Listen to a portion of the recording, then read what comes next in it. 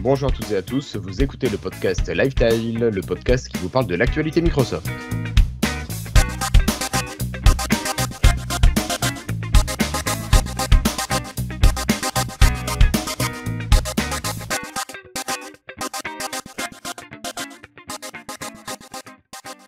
Bonjour à toutes et à tous, nous sommes aujourd'hui le jeudi 28 mars 2019 et c'est l'épisode 145 de Lifestyle.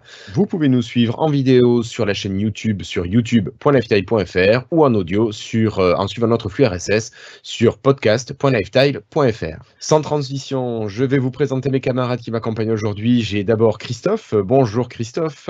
Bonjour tout le monde, super content d'être là. Et puis voilà quoi, vous avez été un peu long à venir, mais on est tous là. Eh oui. À côté de toi, Christophe, on a ton voisin Florian, alias Flobo. Salut Flobo. Salut tout le monde.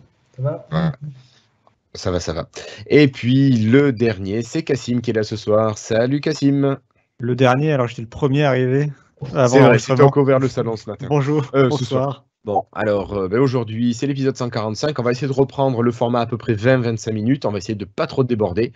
On vous signale quoi? On vous signale que si vous voulez nous rejoindre, vous pouvez nous rejoindre sur le Slack en écrivant à contact@lifestyle.fr. Vous nous donnez votre adresse mail de contact et on vous invite pour venir nous rejoindre avec plein de channels où vous pouvez échanger avec nous de l'actu MS, bien sûr du truc et astuce et tout ce qui peut être nécessaire pour vous.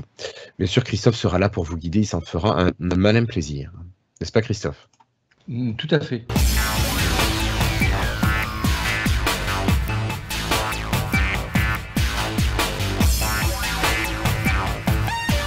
Allez, on va continuer et puis on va commencer directement avec les gros sujets que l'on a décidé de traiter en premier aujourd'hui.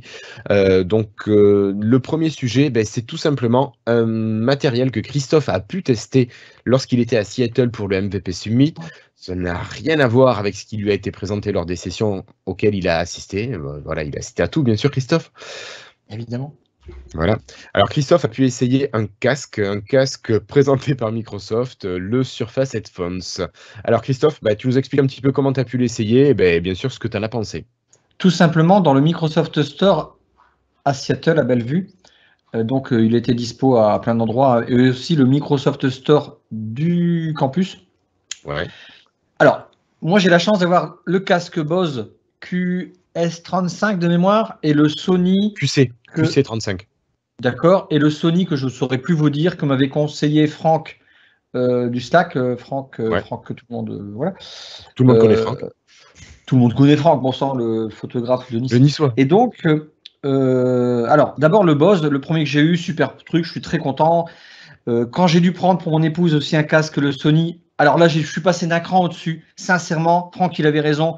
On est un cran au-dessus. Il est tactile, on peut appuyer, tout ça. Il y a différentes manips qui sont très claires et très limpides. Alors, et là, du coup, j'ai les deux et je peux vraiment comparer. Le Sony est au-dessus. Et j'ai pu avoir, malheureusement, je ne l'avais pas à côté, on est d'accord, le casque Microsoft. Alors, d'abord, la qualité, pour moi, du matériel, superbe. Rien à dire là-dessus. Au plastique, au toucher, la mousse, super, il est confortable. Donc pour moi, c'est un produit de qualité. Je mets, pour moi, le produit qui serait pas de qualité au niveau de la marque Surface, c'est la souris de merde qui vante avec les Surface Studio. Vous savez, la petite souris qui ressemble à 2 gouttes d'eau à celle-ci. Je ne sais pas si on peut la voir correctement. Ouais, on la voit pas trop mal. Alors ça, c'est pas du tout. Ça, c'est un like qui me coûte que dalle sur nos amis là-bas et qui est même meilleur pour moi en qualité que les produits que la souris Surface. Bon, après on s'en branle, c'est une souris. Oui, alors, il y a le choix. Donc, au toucher, au machin, au confort, franchement, rien à dire. Rien à dire. Au côté, je sais plus le terme, baisse de son, vous voyez ce que je veux dire réduction de bruit. La réduction du bruit. Merci Cassim. Réduction de bruit. Je suis un peu déçu. C'est là où je suis déçu parce que, mais je n'ai pas pu comparer en temps réel. J'ai pas trouvé ça exceptionnel. Quand voilà, vous mettez un Bose, ok, tout de suite, on a l'impression d'être immergé. Quand vous mettez le Sony, je dirais c'est un petit peu mieux quand même. Le Sony, ce que j'aime bien, c'est vrai qu'il est plus luxueux. Voilà, je sais pas comment on peut dire ça en toucher, matière, ressenti. Et en fait, quand vous dites au casque, alors d'abord, j'ai un peu merdouillé parce que, alors ce qui est pratique, par contre, ce qui est pratique, c'est la roulette, augmenter le son. Putain, ça, je trouve ça vraiment pratique. Bon, moi, par exemple, j'écoute dans mon lit parfois. Bon, on a un grand lit avec une size et tout, mais si je me mets de côté contre mon oreiller, j'aurais peur que vous voyez, ah merde, il me réduit le son, je voulais pas. Vous voyez ce que je veux dire? Moi, sur mon casque Bose, j'ai 2 petits boutons, j'augmente comme je veux. Il n'y a rien qui peut venir toucher au bouton là. Le côté tactile de mon épouse, elle a jamais eu le coup, mais il n'y a pas d'appui. Même si elle va d'un seul coup tourner sa tête contre l'oreiller parce qu'elle va écouter soit elle fait des trucs, tu sais, des cours d'anglais, tout ça dans le lit. Donc là, ça n'a rien gêné. Ouais. Là, je peux pas le tester, mais c'est toujours ce qui m'a inquiété quand tu as un truc tactile. Mais a priori, c'est bien géré quand même.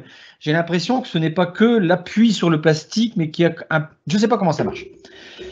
Il y a peut-être, comme sur les écrans de téléphone, il y a peut-être un courant qui passe. Cette technologie d'écran, moi, j'y crois pas trop. Ou alors une pression qui soit bien foutue. Je sais pas, j'ai pas pu tester, j'avais pas mon oreiller sur place. D'accord. Mais le côté son pratique comme ça, quand on est vraiment, c'est sympa, ça marche bien, c'est correct, ça paraît costaud, enfin ça l'est, je pense. Mais le côté tactile, j'ai un peu merdouillé, je comprenais pas, t'appuies pas. J'avais pas le notice. Et ça m'a gêné, je ne mettrai pas un bon point là-dessus. Et deuxième chose que j'ai pas aimé, c'est d'un seul coup, je veux écouter l'ambiance. Il y a ça aussi sur le casque Sony. Et là, d'un seul coup, c'est bordélique. Je sais pas, j'ai l'impression que je rentrais dans une cathédrale et c'était très bizarre. Alors, c'était bizarre. Voilà, j'avais pas entendu ça ni avec les 2 casques que j'ai. Donc, je suis un peu mitigé. Adrien, que vous connaissez non, vous connaissez peut-être pas Adrien Clairbois. Ok. Si. Enfin, moi, si, ceux qui sont à l'expérience au Tech Day, je le connais. Ouais. Yes. Il était à 2 doigts de l'acheter parce qu'on avait une petite remise, on avait le droit, une autorisation de dépense dans le store, tu sais, avec une remise à la Microsoftie. Ouais. Il était à 2 doigts. Et en fait, quand on a vu qu'on n'avait pas la même remise, il dit, bon non, parce que sinon sinon il avait à 150 €. Donc il a dit putain, je le prends, on réfléchit pas à ce prix-là. Mais en fait, on l'avait pas à 150 €. Donc, mais sinon, sincèrement, faudrait qu'il baisse le prix pour que là je dise ouais, il vaut le coup. Disons que c'est une première génération après. Enfin, c'est une première entrée sur le marché. Quoi. Mais elle est très bien, hein. Attention, pour un premier essai, c'est pas mal, quoi. Ma conclusion, c'est que matos, tu mets pas sur la tête, putain, il est bien, quoi. Franchement, tu dis ouais. Il y a quelque chose, il est super sympa. Après, je compare, donc tu es une nouvelle oreille entre guillemets. Bah, tu dis c'est top, c'est pas mal, vraiment le côté. Mais bon, après, voilà, moi, c'est mon point de vue personnel. Non, je préfère de loin le Sony. Moi, je le mets au podium. 3e, le Microsoft. 2e, le Bose. Ok. Alors, moi, j'ai regardé là avant de préparer ce podcast aujourd'hui. Le Microsoft sur le store français est vendu à environ 380 €. Trop cher. Le Bose, si je dis pas de conneries, il doit être autour de 280 €. Et encore, on le trouve souvent en réduction, que ce soit le QC25 ou le QC35. On peut facilement les trouver à moins de 200 € si on attend. Je crois qu'une fois par mois, il y a des offres. Voilà. Et le Sony, je vois pas quel modèle c'est, mais je suis sûr qu'on ne dépasse pas la barre des 300. Cassim, toi, tu connais peut-être le prix de celui-là? Mais je suis étonné de ce que tu me dis sur les prix du QC35. Enfin, le QC25, c'est un filaire, donc c'est normal que c'est le Bose entrée de gamme, c'est normal qu'il soit moins cher. Mais le Bose QC35, qui est le vrai, le vrai concurrent là, de Surface, là, il est plutôt à 300 € minimum. Et il est rare, il est pas si souvent que ça en promo et on le trouve pas si souvent que ça. Enfin, c'est vrai, il est vraiment à 300 € et après c'est parce qu'il a déjà presque 1 an, je crois, sur le marché. Donc ça explique aussi la baisse de prix. Je trouve un peu dur sur le. Après, je suis d'accord que je pense que le Surface Headphones est peut-être vendu un petit peu trop cher et puis surtout qu'il n'arrive pas à faire aussi bien parfaitement sur la première génération, donc peut-être il justifie un peu moins bien son prix. Ouais. Mais je trouve un peu dur sur la comparaison de prix. Je sais pas, enfin moi je suis souvent les deals sur Deal Labs et le QC35 revient fréquemment et moi il me semble que la barre des 200 € est souvent franchie, en dessous.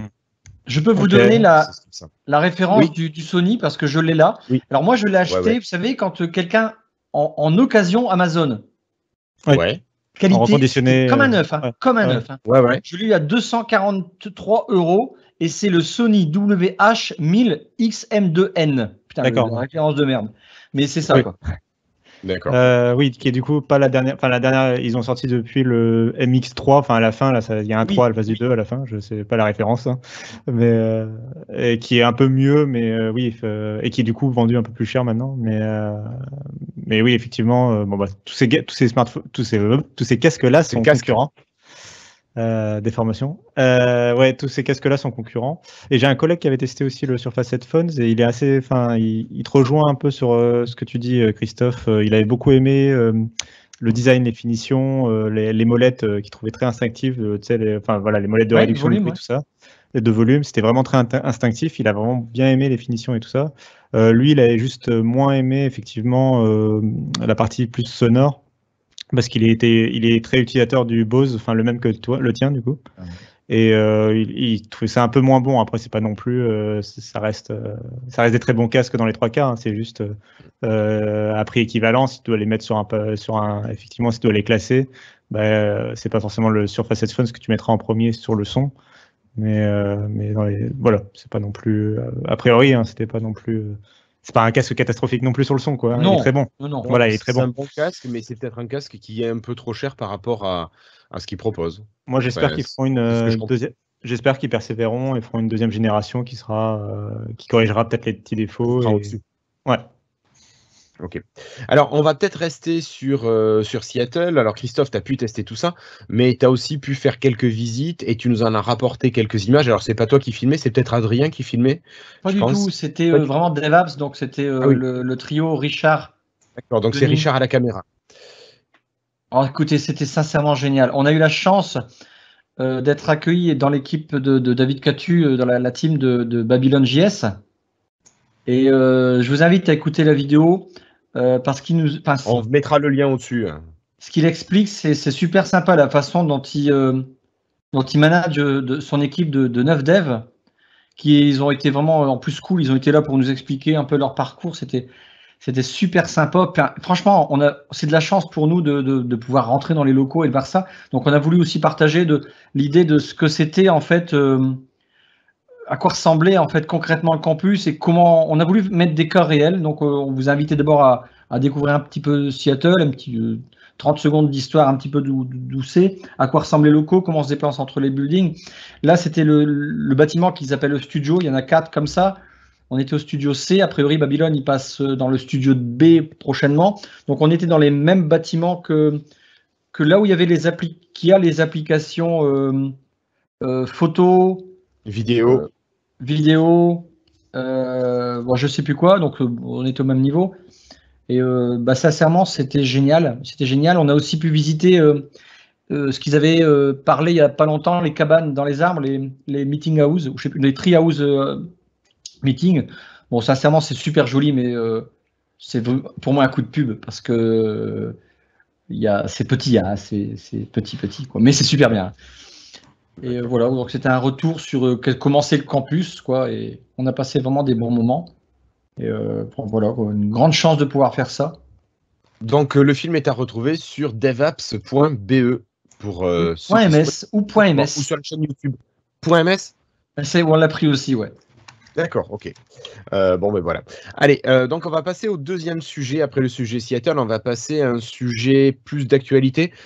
Si vous aimez les navigateurs web, si vous allez sur le web, peut-être que vous avez entendu parler du nouveau navigateur de Microsoft qui va utiliser le moteur de Chromium, le moteur Chromium qui est utilisé bien sûr dans Chrome.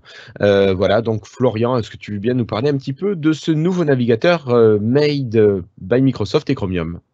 Oui, donc il n'est pas encore sorti, hein, mais il y a quelques versions qui ont un peu leaké sur le web cette semaine, donc on est pas mal à l'avoir testé. Tout à fait. Et au final, à l'installation, bon, on retrouve quelque chose qui est assez proche de Chrome dans l'idée, évidemment, parce que c'est basé sur Chrome, enfin sur Chromium, mais c'est un peu à mi-chemin avec le Edge actuel. On voit bien que Microsoft est parti de Chromium, mais l'a bien customisé pour en faire un navigateur Microsoft. Par exemple, lorsqu'on le lance, on a une belle page d'accueil Bing en plein écran avec l'image du jour, les news de MSN News, un peu comme on a avec Bing, avec Edge aujourd'hui, mais ouais. Même un peu plus évolué, un peu plus configurable, je trouve, parce qu'on peut déjà choisir ce qu'on a. On a déjà un choix entre 3. Ouais, tu as un choix de 3 designs différents. Ouais. Honnêtement, c'est déjà plus évolué que ce qu'on a actuellement, donc c'est pas mal. Dans les changements que Microsoft a fait, évidemment, ils ont remplacé un peu toutes les icônes par des icônes plus Microsoft. Ils ont ajouté beaucoup d'animations. Ça, c'est vraiment quelque chose que j'aime beaucoup. Par exemple, lorsqu'on ouvre une page sur Chrome, la page apparaît, une nouvelle page, un nouvel onglet, la page apparaît immédiatement. Oui. Sur Edgeium, enfin ce qu'on l'appelle Edgeium, c'est Edge. Ou Anaheim. C'est ce qu'on dit entre nous en général. Donc le nouveau Edge, la page apparaît avec une animation qui est quasiment identique à celle quand on ouvre une nouvelle page sous un nouvel onglet dans l'explorateur Windows. Ça apparaît avec une petite animation où la page arrive. Et je trouve que moi je trouve ça super bien, super agréable.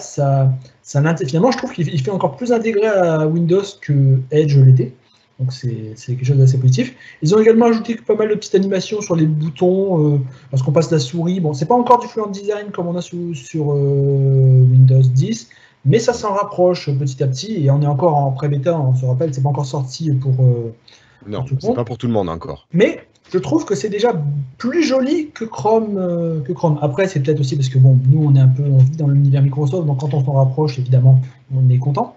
Dis-moi, c'est normal que c'est plus joli. De toute façon, elle n'a jamais été finalement bien torchée, le cadre de Edge. Donc finalement, là, il. Je parle plus joli que Chrome. Hein. Je veux dire plus joli que Chrome en normal. Ah, pardon. Oui. Parce que Edge, c'était facile, quoi. Oui, c'est vrai.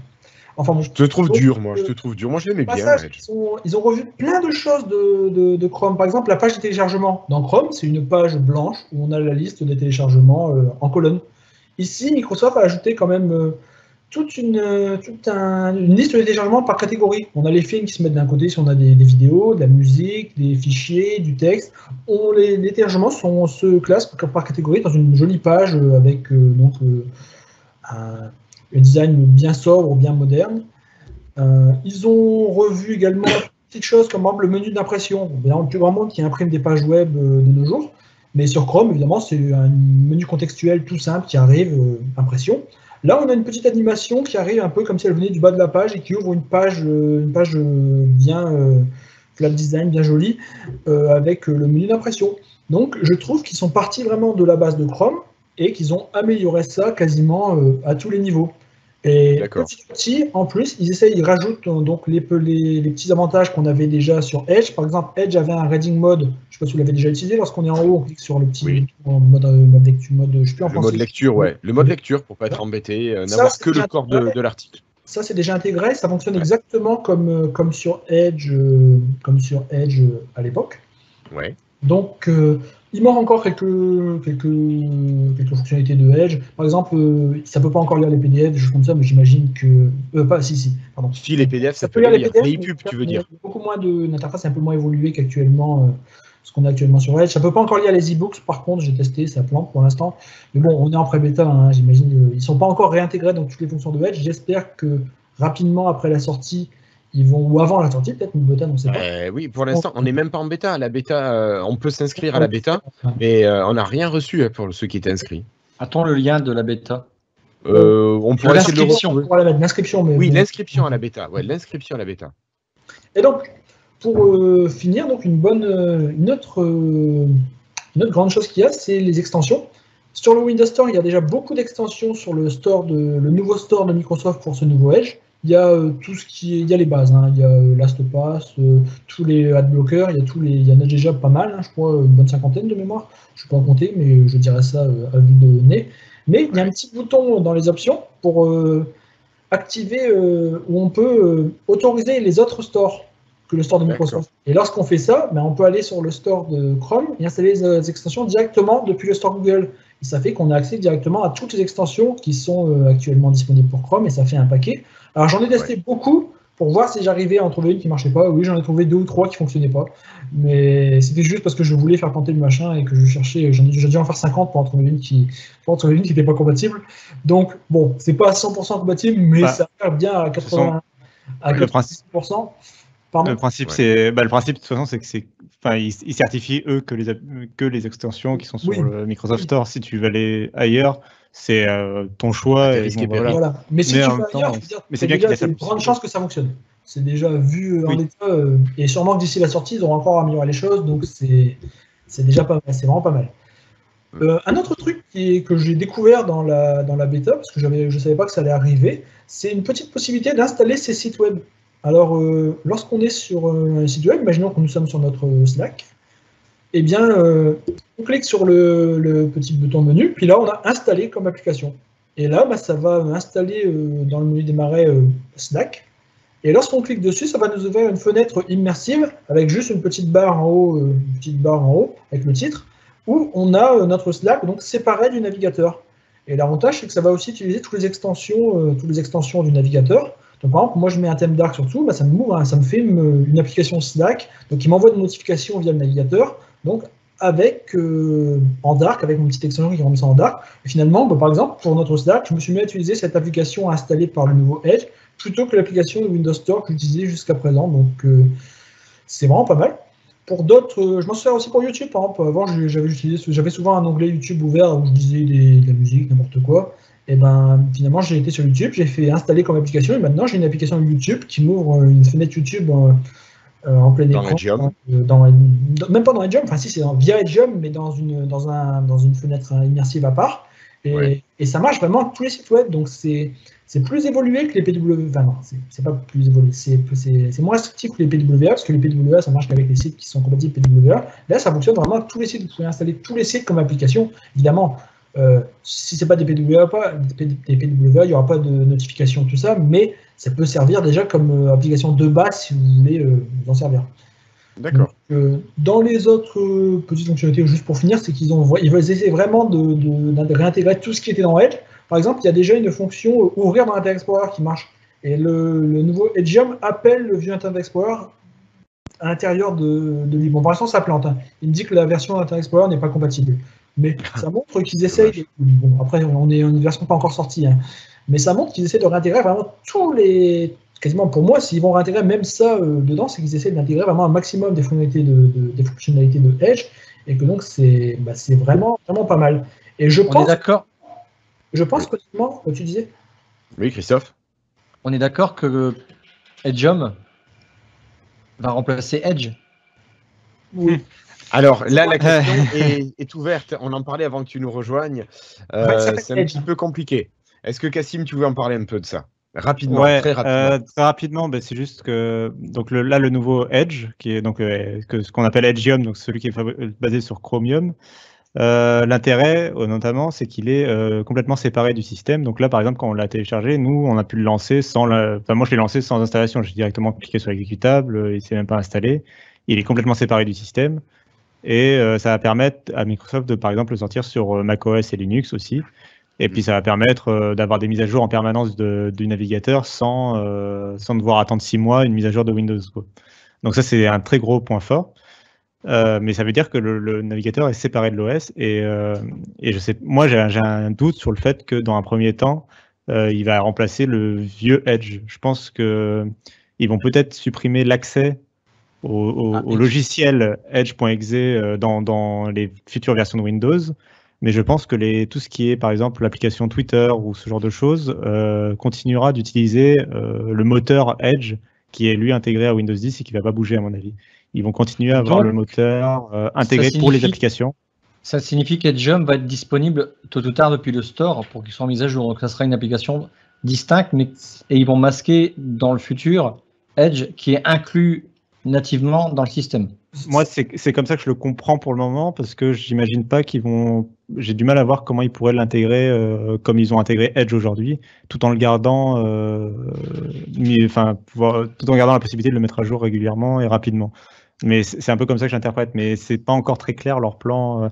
Comme on dit, la version n'est pas encore disponible, donc je pense qu'il faudra laisser le temps pour voir exactement comment ils font. En plus, sachant que derrière, il y a les entreprises et tout qui ont peut-être des fois fait des sites pour Edge, des fois qui utilisent encore Internet Explorer, c'est un peu compliqué. Il faut que Microsoft prévoie pour tous les cas un support pour tous les cas possibles, quoi, je pense. D'accord. Sinon, après, de manière plus simple, au niveau navigation, moi, pour l'avoir essayé, je le trouve extrêmement rapide, très convivial à utiliser. Vraiment, c'est vrai qu'il reprend certains codes Edge que je trouve assez jolis. Bon, je ne suis pas un grand connaisseur de Chrome, donc je ne saurais pas trop dire ce qui reprend pas, mais j'en retiens qu'il est rapide à se lancer, il charge, je trouve, plus vite les pages web. Et voilà, donc après, et au niveau de la RAM, moi, j'ai pas trop regardé ce que ça donnait. Flobo, toi, tu trouvais qu'il consommait autant de RAM que Chrome, Bah, ce qui serait pas non plus étonnant. Mais oui. bon, moi, j'ai pas été impacté, que ce soit sur une vieille SP3 ou sur un PC de bureau. Donc, j'étais plutôt content. Et rapidement, juste pour mon ressenti, moi, il y a un truc sur les extensions qu'on n'a pas dit, c'est qu'en plus du store, il y a aussi la possibilité de les installer à la main si jamais on a des extensions qui ne sont pas sur le store. Ce qui est le cas pour moi, j'ai un logiciel qui installe une extension. Donc, c'est un logiciel hors ligne, c'est pas un truc, il n'est pas dans le store, voilà. Et du coup, et je suis à peu près persuadé que ce logiciel ne va pas proposer son extension pour Edge, mais j'ai pu l'installer directement depuis Edge. Il y a un système, quand tu es en mode développeur, peu importe, pour installer des extensions à la main, quoi. Et ça fonctionnait totalement sans souci. Et moi, clairement, ça va me permettre, moi, dès qu'il sort officiellement, je vais l'utiliser en par défaut. Je vais virer Chrome, que j'étais obligé d'utiliser au boulot. Enfin, nous, au boulot, on utilise Chrome. Et là, je vais pouvoir utiliser Edge sans souci et ce sera transparent. Voilà, ce sera complètement transparent. Ce qui m'interpelle, c'est Microsoft va du coup travailler sur Chromium en open source, qui est en open source, mais qui est quand même géré par Google. Hein, c'est eux qui gèrent le GitHub. Hein. Enfin, bien sûr.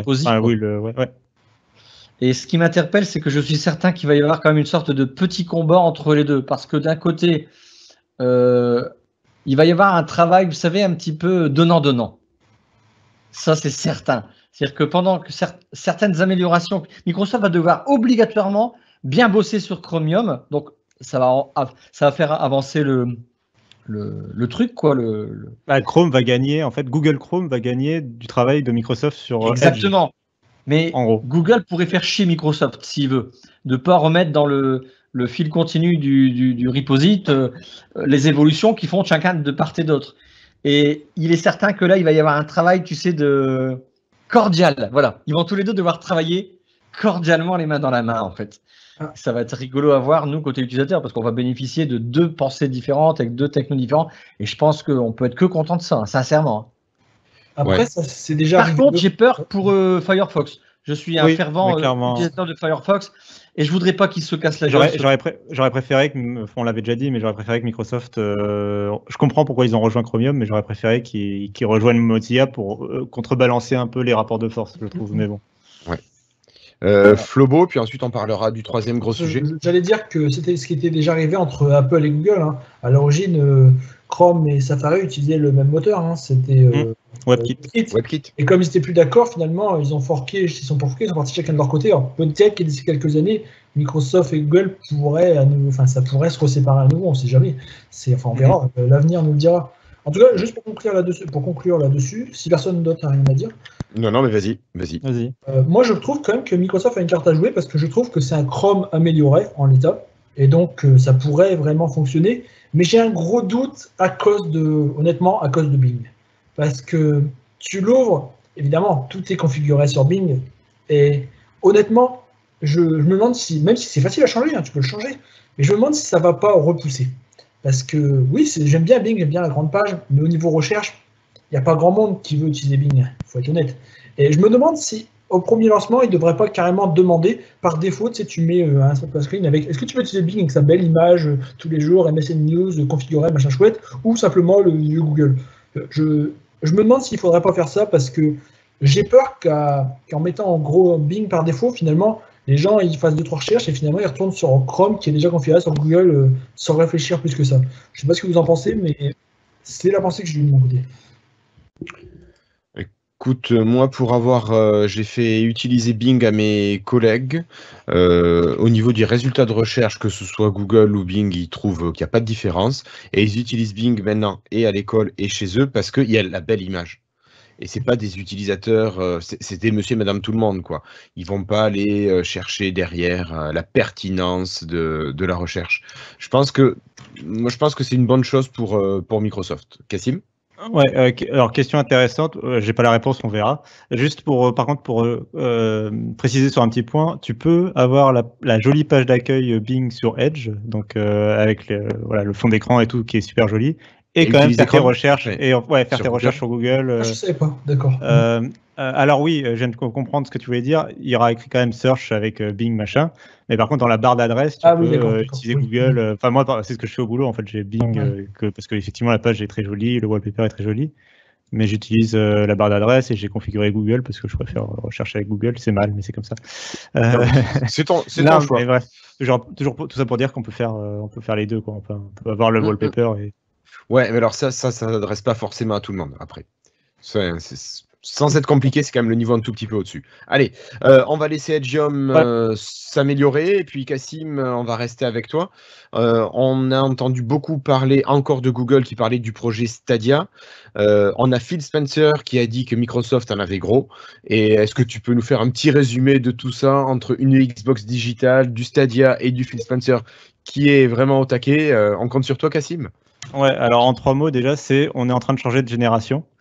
Donc fini la Xbox One, fini la PlayStation 4, bonjour la PlayStation 5, la future Xbox et d'autres choses. Et donc le premier à dégainer, c'est ni Sony, c'est ni Microsoft, c'est Google avec Stadia. Donc ils ont annoncé très rapidement, parce que c'est pas de ça la news, mais ils ont annoncé leur service de cloud gaming, donc c'est-à-dire du jeu vidéo en streaming façon Netflix. Vous allez pouvoir très facilement, par exemple sur YouTube, vous allez voir une partie de Assassin's Creed fait par quelqu'un, votre YouTuber préféré, et il y aura une petite icône jouer maintenant, enfin jouer. Et vous cliquez dessus et paf, il vous lance le service et c'est instantané et vous êtes dans le jeu. Vous pouvez vous balader dans le monde d'Assassin's Creed, il n'y a pas de souci. Tout tourne sur les serveurs de Google. Donc dès que vous avez une machine compatible Chrome, un ordinateur portable, une Surface, un smartphone Android, un Chromecast, ça fonctionne, il n'y a pas de souci. Donc ils ont annoncé ça, ils n'ont pas encore tout détaillé, les prix, etc. Mais en gros, ils ont annoncé cette plateforme. Là, ils l'ont annoncé pour les développeurs pour le moment. Et clairement, vu les performances annoncées, ils ont parlé de teraflop et compagnie, je vous passe les détails, mais ça veut dire que ce qu'ils ont annoncé, clairement, c'est de l'ordre d'une PlayStation 5 en termes de performance. C'était à peu près 1,5 fois une Xbox One X en termes de performance. Ouais. Donc c'est vraiment, voilà, ils s'y lancent sérieusement, et c'est pour du gros jeu, c'est pas du jeu mobile, etc. C'est vraiment, ils veulent y aller à fond. Et donc c'est Google qui a été le premier à dégainer, et Microsoft, bien sûr, a son propre projet xCloud, on s'en souvient. Oui, ça fait un moment qu'on en parle en plus. Et donc, ils étaient un peu attendus au tournant sur ce sujet-là, d'autant que là où Google a fait l'annonce, c'est la Game Developer Conference, c'est la plus grosse conférence aux États-Unis dédiée aux développeurs de jeux vidéo. Et Microsoft y était aussi, donc forcément, ils ont aussi répondu, ils ont même fait des interviews avant, enfin, ils étaient là en parallèle pour présenter leur propre projet. Ouais, mais Stadia a été présenté la veille ou l'avant-veille. Stadia, disons que Stadia a bénéficié d'une grosse conférence. Enfin, clairement, c'était Google a invité la presse, etc. C'était une grosse annonce, quoi. Alors que Microsoft, ils étaient là pour parler aux développeurs, mais plutôt faire des petites sessions et tout ça. Ils n'ont pas eu une grosse conférence. Ouais, l'objectif n'était pas le même. Voilà, l'objectif n'était pas le même. Donc, ils ont quand même parlé de xCloud. Ils ont fait des interviews et tout.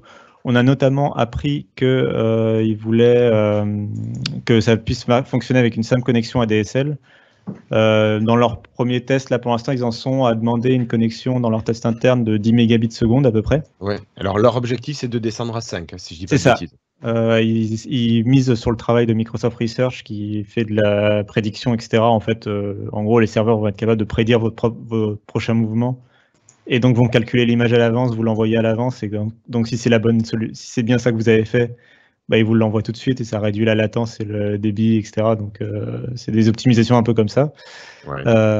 Ils veulent effectivement réduire à 5 mégabits la connexion nécessaire, et ils veulent le lag le plus faible possible pour vraiment pouvoir jouer même sur smartphone.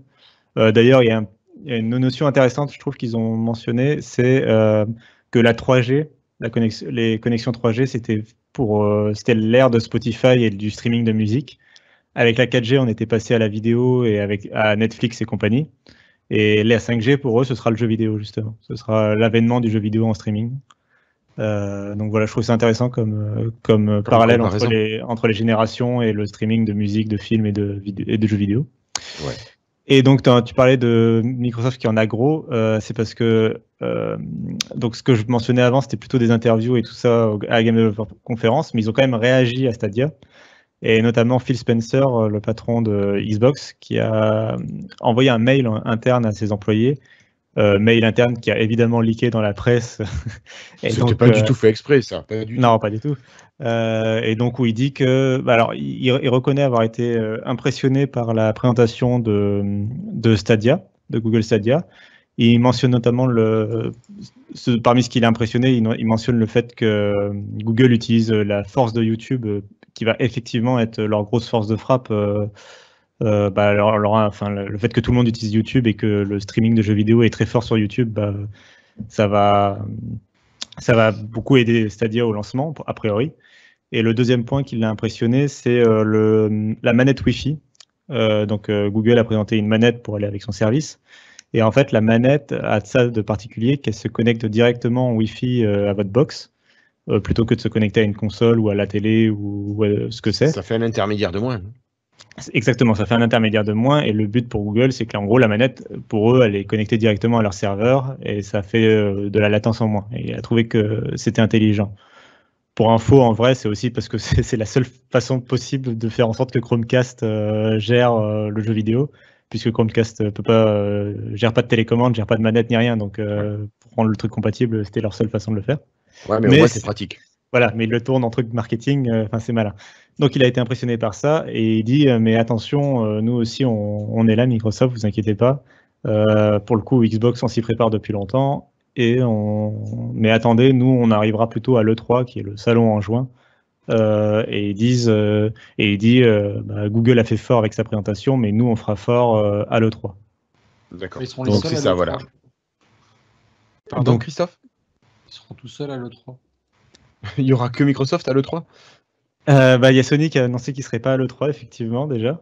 Donc il n'y aura pas le duel habituel. Par contre, Google a annoncé qu'ils avaient des annonces à faire en été. Donc on ne sait pas s'ils seront peut-être à l'E3, ça se trouve, ce serait la première fois. On verra.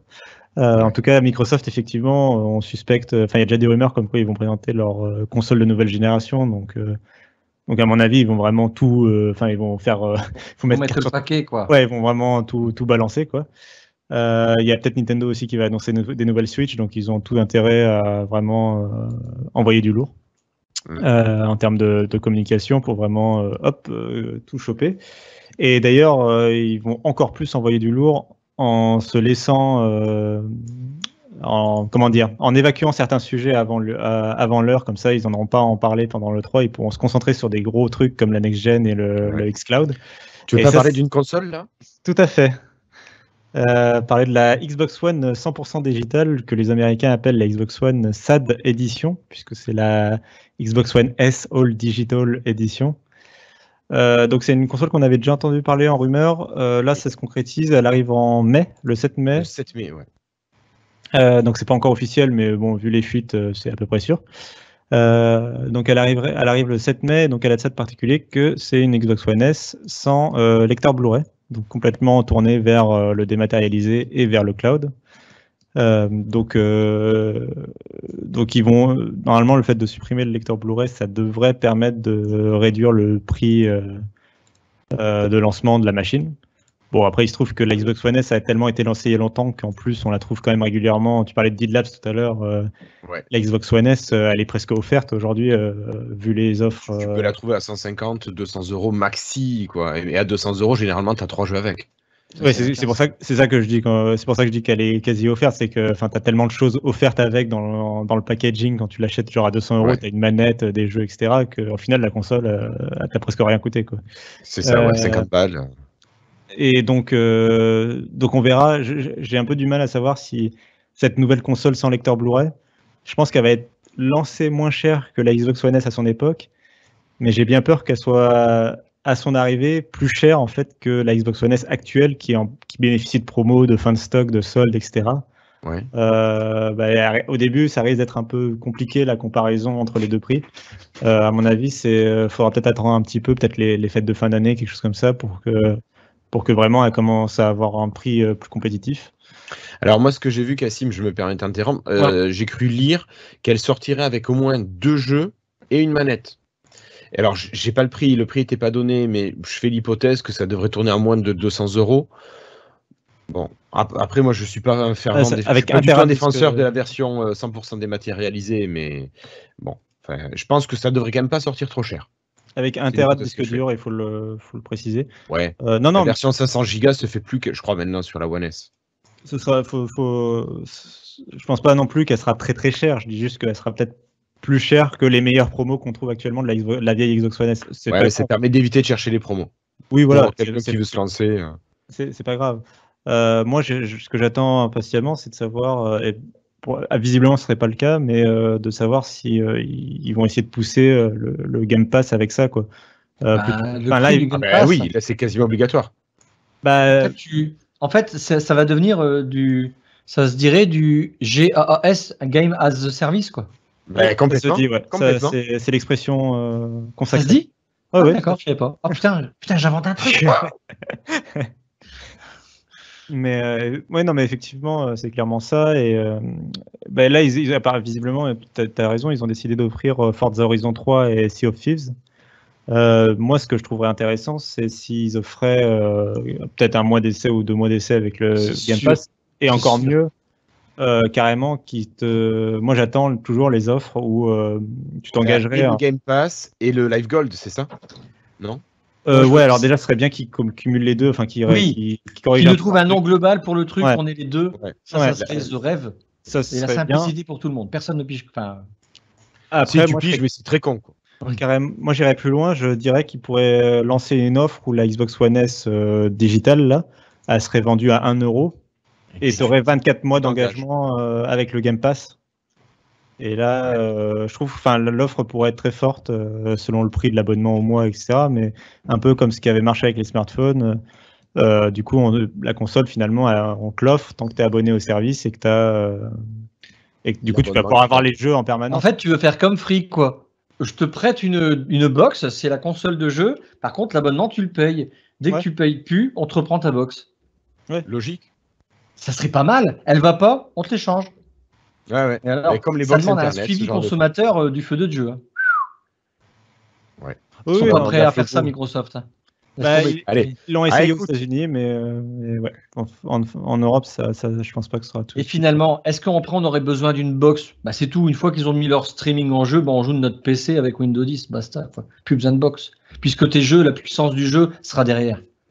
Alors ça, Christophe, de toute façon, il y avait les jeux Xbox One X et S devaient devenir de plus en plus compatibles Windows 10 PC. Donc on va y arriver, je pense, que ce soit pas forcément dématérialisé dans un premier temps, mais ça risque d'arriver après derrière. Tant que tu payes le service. D'ailleurs, je sais plus si tu l'as mentionné, s'il est dans la liste. Je crois qu'il n'est pas dans la liste de ce qu'on va parler après dans l'émission. Halo Master Chief Edition. Non. Qui a été officialisé sur Windows d'ailleurs. Enfin, non, mais là tu parles des jeux Xbox qui arrivent sur PC. C'est vrai. Oui, pour le coup, ça c'en est un, quoi. De gros titres qui étaient attendus, qui restaient bloqués sur Xbox jusqu'à présent. Ouais. Et voilà. Dernier mot sur le xCloud, un dernier petit point que j'ai oublié pour dire qu'ils ont présenté comment optimiser en gros l'interface sur smartphone en quelques mots. Ils continuent avec leur idée de pouvoir jouer sur écran tactile. Voilà. Ok. Écoutez, messieurs, merci beaucoup pour ces 3 news qui ne devaient durer que 10-12 minutes. Je crois qu'on a largement explosé le temps. Christophe, ne te moque pas de moi, merci. Sinon, on n'a pas parlé d'un truc. Je viens d'installer un nouveau navigateur qui s'appelle Edge. Putain, c'est une tuerie. Ok, allez, donc je vous remercie et on va passer très rapidement aux news et rumeurs et on va faire du sacrément raccourci parce que là, on a vraiment tout pété. C'est impossible. Alors c'est parti.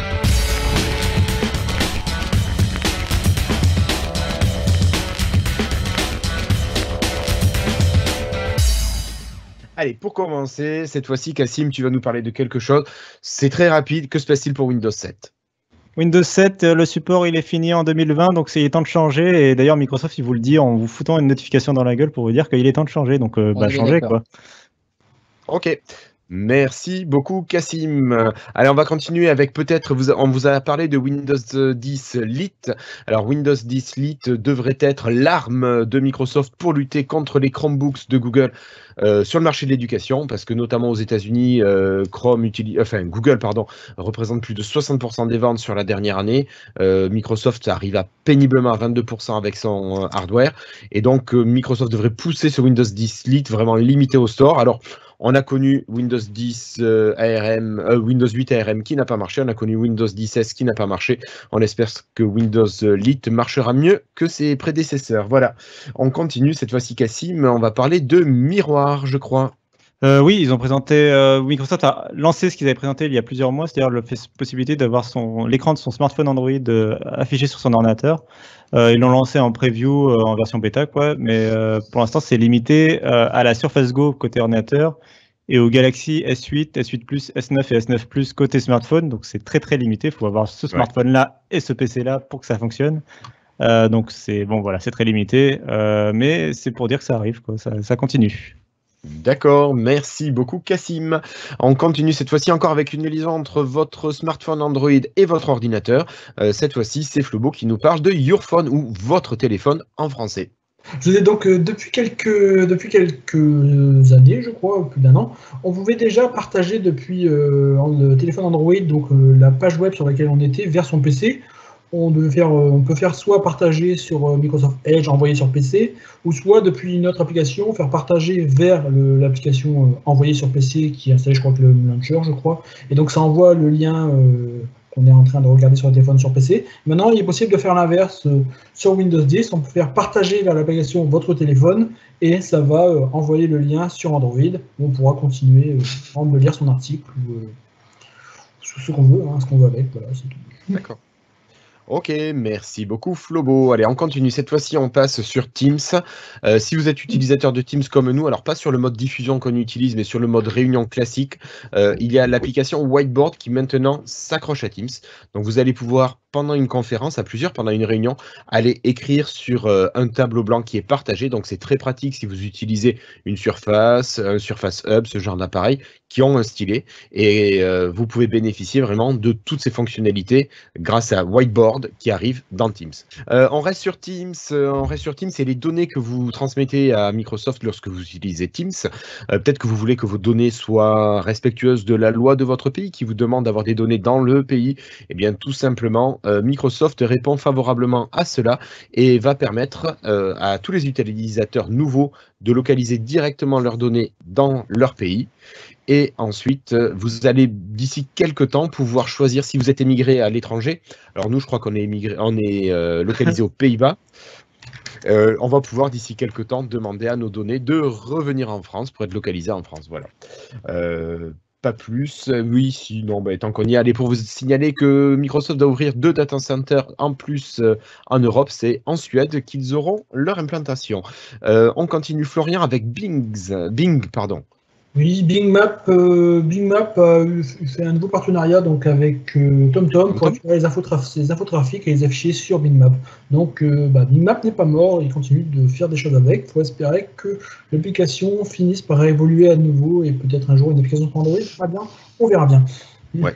Et puis tu n'avais pas parlé des ferries ou je sais pas quoi? J'ai pas compris en fait, c'est toi qui l'as ajouté ça. Non, mais c'est pas moi, c'était dans l'article. D'accord. Non, mais il vous signale différemment les différents types de parcours, si c'est de la route, de l'autoroute, du ferry ou autre chose. Voilà. Allez, Flobo, tu gardes la parole et tu nous parles de Cortana, pardon, d'Alexa. Skype, Cortana et Alexa. Donc hier dans la journée, j'ai eu une belle notification sur Skype qui m'a dit que le bot Cortana arrête de fonctionner dès aujourd'hui et que l'archive des conversations sera supprimé d'ici le mois prochain. Donc voilà. La plupart des autres bots que Microsoft avait lancés lorsque c'était la grande mode des bots ont disparu aussi. Vous vous souvenez, il y avait Murphy, Yourface, Bing Music, Bing News, ils marchent plus. Ils ont tous les 2 tiers sont apparemment désactivés. Et juste ensuite, j'ai eu une notification comme quoi il me proposait de connecter mon compte Microsoft au compte Amazon pour utiliser Alexa avec Skype. Donc je l'ai fait. Ça m'a offert 200 minutes gratuites pendant 2 mois. Donc si ça vous intéresse, si vous n'avez pas un abonnement premium, ça peut être intéressant. Ensuite, ça permet, donc, si vous avez un appareil Alexa, de pouvoir utiliser Skype directement avec Alexa. Donc, on peut dire Alexa, appelle un tel sur Skype ou je ne sais pas quoi, et donc ça fonctionne. Donc, petit rapprochement entre Microsoft et Amazon. Et encore une fois, Cortana qui est remis en retrait pour devenir un peu plus business, je crois. Et Alexa qui semble devenir un peu plus l'interface bot, l'interface pour le grand public. Pour le grand public et que Microsoft va mettre en avant. Ok, merci beaucoup Flobo. Alors cette fois-ci, on va changer, on va quitter Amazon et on va aller chez Twitter. Twitter qui met à jour son application web, la PWA, et ça c'est Flobo qui nous en parle, donc qui change pour Windows 10. Oui, mais très rapidement, jusqu'à présent, la PWA, c'est-à-dire l'application web universelle qui fonctionne donc sur tous les OS, c'était la même avec la même interface sur tous les appareils. Et là, ils ont mis à jour sur Windows 10 avec une interface très différente, avec 3 colonnes. Donc à gauche, on a tout ce qui est, je ne sais plus, recherche, contrôle. À droite, on a suggestion. Au milieu, on a la timeline. Et je trouve ça intéressant parce que ça montre que même si c'est une application web universelle, ils peuvent donc faire une interface qui est adaptée à chaque OS. Et vraiment, ça montre encore une fois la puissance du web et des PWA, parce que là où lorsque Twitter a sorti une PWA et remplacé le WP il y a plus d'1 an, je me disais, oh là là, une application web, ça va être nul. Et là, je me rends compte que c'est vraiment très puissant et que bah, vraiment, en fait, les PWA, c'est vraiment c'est quelque chose qui est très, très bien fait, très puissant, quoi, qui est mieux que les applications natives sur pas mal de points. Ok, merci beaucoup Florian. Alors, chose rarissime, on va vous parler du monde Apple sur Lifetile. Que se passe-t-il? Quelle est la nouvelle application qui arrive sur les Mac, Florian? Ouais, Windows Defender donc arrive sur les Mac. Au passage, c'est renommé Microsoft Defender. Alors, il avait déjà commencé à sortir de Windows. Il y avait déjà une extension Defender pour Chrome qui était arrivée il y a quelques mois. Et donc, on continue d'avancer maintenant. Donc, il y a une version de Microsoft Defender donc, qui arrive donc sur Apple. Donc, au passage, le service n'est plus un service Windows, c'est plus Windows Defender, c'est un service de Microsoft Defender. Et Microsoft tente d'en faire un service de sécurité, donc un peu partout, pas seulement sur Windows, mais sur tous les systèmes, dans les navigateurs. Donc, Microsoft un peu se lance vraiment dans les services de la sécurité. Donc, quel que soit l'OS, quel que soit le système, partout. Ok, merci Florian. Pour continuer, le bloc-notes de Windows, le sticky note qui se met à jour et vous permet de pouvoir mettre des images dans vos notes. Donc, une petite amélioration, ma foi, fort sympathique. Et pour continuer, Florian, je crois que tu vas nous parler de graphiques. Tu as fond dans les graphiques. Bon, c'est juste que la calculette Windows a été mise en open source il y a un peu plus d'1 mois, je crois. Et il va y avoir la première grosse mise à jour depuis ça qui va nous amener donc la possibilité d'afficher des graphiques directement dans la calculette Windows. Alors, c'est peut-être pas grand-chose, mais c'est sympa de voir qu'en open sourçant, il permet de faire avancer la calculette, parce que je sais bien que Christophe n'arrêtait pas de nous dire que on ne savait pas ce qui se passait au fil des mises à jour dans cette application. Quand tu as une équipe de 12 personnes qui bossent sur la calculette, tu te dis, bon, c'est balèze, quoi. C'est un truc de dingue. Quand tu vois ce qu'il faut en neuf avec Babylon.js. Ouais. Alors justement, la calculatrice en open source, pourquoi? On n'en sait rien. Ça m'étonnerait qu'ils ne s'en sortaient pas sur le 1 + 1 = 2, quoi. Mais il ne faut pas oublier qu'elle ne fait pas que des additions et des soustractions de calculatrice normale. Il y en a encore plein qui découvrent qu'il y a plein de fonctionnalités dans la fonction de calculatrice. Ouais. Juste pour information, vous irez voir sur le GitHub de la calculatrice.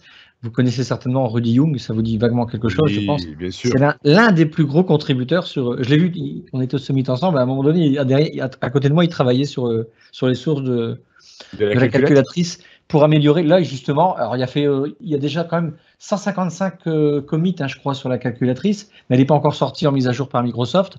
Pour la petite histoire, il y avait le copier-coller. Je vais sélectionner un 1 + 1 ailleurs et je le colle dans la calculatrice. Vous savez, moi je ne l'ai jamais fait, mais ça marchait. Ça marchait, le truc simple.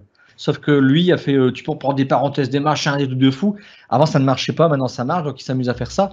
Mais ils ont corrigé énormément de trucs, ils ont amélioré énormément de choses. Allez voir sur le GitHub, c'est fou.